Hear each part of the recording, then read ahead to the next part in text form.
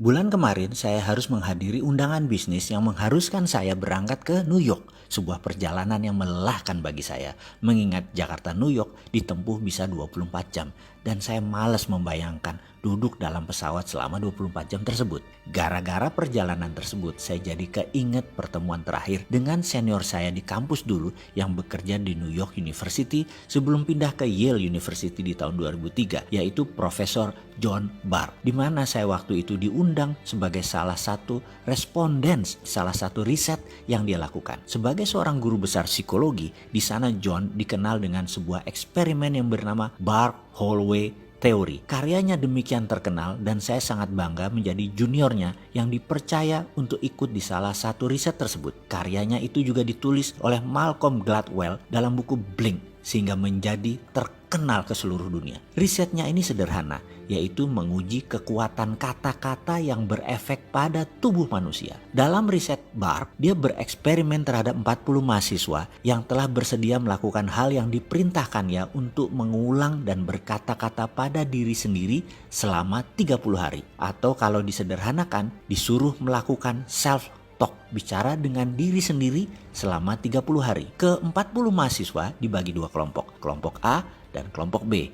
Kelompok A adalah kelompok yang selama 30 hari selalu bangun dan aktif setiap saat harus berkata pada diri sendiri hal-hal yang baik, yang positif, yang menyenangkan. Misalnya, hidup ini indah, hidup ini enak, cuaca menyenangkan, rezeki lancar, selalu sehat, Tuhan baik, pemerintah benar, kerja gampang, sehat, lucu, asik, apapun kata-katanya yang berkonotasi fun, positif, diucapkan berulang-ulang dalam hati selama 30 hari selama sadar. Kelompok B setiap hari mengatakan hal-hal yang negatif, yang sulit, yang tidak menyenangkan. Misalnya, Tuhan jahat, memang nasib susah, kerjaan sulit, zaman gila, pemerintah korup, bangsa bejat, sialan, brengsek, cari kerja susah, jalan macet, sampah di mana-mana, pemimpin tolol, malas, semua hal yang memberi kesan marah, bete, galau, semua dikatakan berulang-ulang selama 30 hari selama sadar, kecuali tidur. Di hari ke-30, mereka diperintahkan untuk datang ke kampus antara jam 10 sampai jam 13.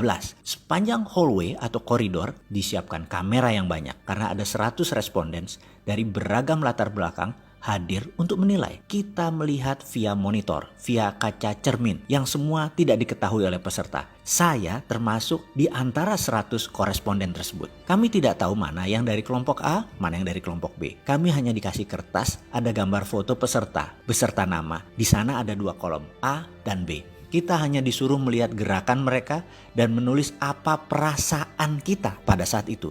Kira-kira mereka dari kelompok A dicontreng A. Kalau dari kelompok B ya B. Sangat sederhana kan? Selama 3 jam kami berseratus menilai setiap mahasiswa yang jalan melalui koridor panjang tersebut. Setelah selesai, kertas direview, dikumpulkan dan kami lunch. Selesai lunch, 100 jawaban kami disorotkan ke layar LCD proyektor. Apa yang terjadi? Kami berseratus tepat menebak 40 peserta tersebut mana yang A dan B dengan ketepatan 95%.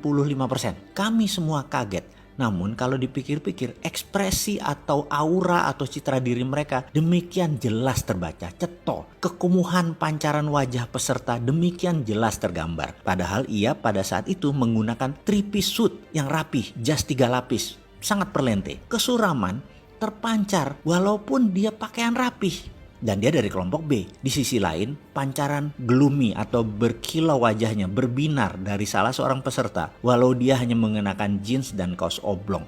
Demikian jelas terlihat sehingga mudah mengkonfirm bahwa dia dari kelompok A. Melihat ketepatan tersebut, banyak respondens bertanya apa yang terjadi. Termasuk saya sangat antusias. John menjelaskan dengan sederhana. Katanya demikian, manusia itu memiliki 1 triliun sel. Setiap hari mati kira-kira 30 miliar sel. Sehingga di hari ke-30 manusia itu berbeda dengan sel 30 hari yang lalu. Note, catatan aslinya sel itu adalah billion nano jumlahnya. Kita lanjut lagi. Dalam 30 hari, sel yang mati tersebut diganti atau tumbuh sel baru. Pada saat sel baru itu bertumbuh, Sel tersebut netral sifatnya. Kita manusia bisa menulis apapun di sel ini dengan pikiran dan kata-kata. Maka kalau dalam 30 hari kita mengatakan hal-hal negatif berulang-ulang tanpa jeda, membuat tubuh kita, sel baru kita bereaksi sesuai apa database yang dituliskan, sehingga orang tersebut kumuh, butek, suram, tidak menyenangkan, dan lain sebagainya. Di sisi lain, kalau selama 30 hari ditulis database positif, hasilnya ya positif, wajahnya berbinar, kulitnya terang, ceria, auranya menyenangkan, kita menjadi ingin dekat dengan orang tersebut. Demikian John menceritakan versi simpelnya. Lalu dalam hati saya berkata, inilah pelajaran yang saya dapat di Australia dulu, yang saya rangkum dalam video Sadar Kaya Advance. Dan inilah inti ajaran agama yang mengajarkan ini dalam agama saya, agama Islam. Berzikir, mengingat Tuhan, bahkan di bulan Ramadan. Kalau benar-benar 30 hari melakukan subconscious reprogramming seperti ini, semua orang bisa menjadi fitri, menjadi manusia baru setelahnya. Dan setiap agama punya pelajaran tentang hal ini. Bahkan di Islam lebih jelas lagi. Namun saya selaku pribadi nggak ngerti sainsnya sampai John Barth mengurai dari sisi ilmu pengetahuan seperti ini. Ya, dasar manusia seperti saya yang memang keminter, sok pinter. Apa-apa harus logika masuk dulu baru percaya. Padahal mbok percaya aja sama ajaran para nabi dan kekasih Allah. Selesai semua masalah negatif di dunia ini.